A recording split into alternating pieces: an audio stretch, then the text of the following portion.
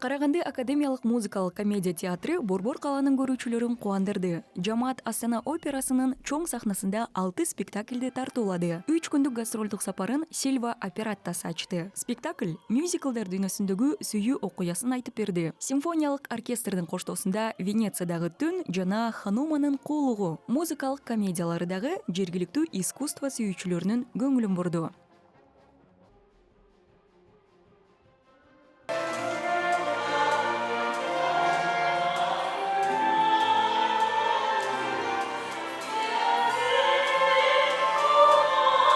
Балдардын программасы дагы кызыктуу чыгармаларга жык толгон. Күлбике, Дым билбес, Буурчак үстүндөгү ханыша, күлкүлүү жомоктору жана көрктүү чопо жаш көрүүчүлөргө өчпөс жаркын таасир калтырды. Белгилей кетсек, бул өлкөдөгү опера жана мюзикл жанрларын айкалыштырган жалгыз театр. Жарым кылымда түзүлгөн Кара шаңырак фондунда дагы көптөгөн сонун эмгектер бар. Алар кийинки сапарларда болот дейт театр жетекчиси.